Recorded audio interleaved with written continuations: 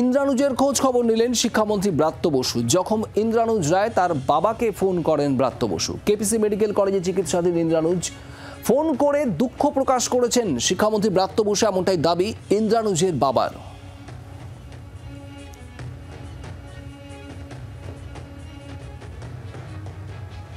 অমিত রায় ইন্দ্রানুজ রায়ের বাবা, তার সঙ্গে কথা বলেছিলেন আমাদের প্রতিনিধি, আপনাদের দেখাবো।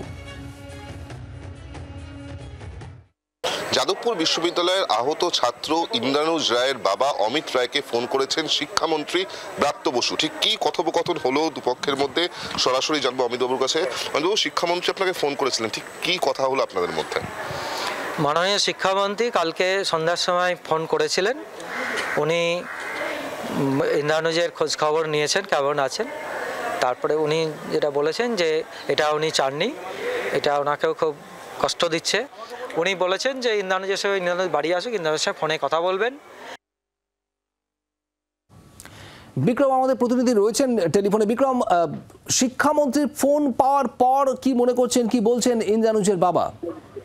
দেখো, তোমাকে যেটা জানাবো, ইন্দ্রানুজ রায়ের বাবা অমিত রায়, তাকে গতকাল সন্ধ্যেবেলা ব্রাত্য বসু, যিনি রাজ্যের শিক্ষামন্ত্রী, তিনি ফোন করেছিলেন এবং ফোন করার পর তাদের মধ্যে প্রায় 2 থেকে 3 মিনিট নিজেদের মধ্যে কথোপকথন হয়, যেখানে ইন্দ্রানুজের এই মুহূর্তে শারীরিক অবস্থা কেমন আছে এই বিষয়ে খোঁজ খবর নেন শিক্ষামন্ত্রী, এমনটাই অমিত রায় জানাচ্ছেন। পাশাপাশি গোটা যে ঘটনা ঘটেছে তা নিয়ে কার্যত তিনি দুঃখ প্রকাশ করেছেন এবং তার সঙ্গে সঙ্গে শিক্ষামন্ত্রী তিনি এটাও জানিয়েছেন যে আগামী দিনে ইন্দ্রানুজের সঙ্গে বাড়ি ফিরলে, তিনি সুস্থ হয়ে বাড়ি ফিরলে তার সঙ্গে তিনি ডিরেক্টলি ফোনে কথা বলবেন, এমনটাই কিন্তু অমিত রায়ের তরফ থেকে জানানো হয়েছে।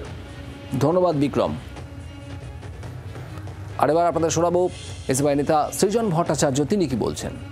ব্রাত্য বসু রাজ্যের শিক্ষামন্ত্রী, এভাবে বলতে না পারলেই ভালো হতো, কিন্তু বলতে বাধ্য হচ্ছি। অসত্য কথা বলেছেন।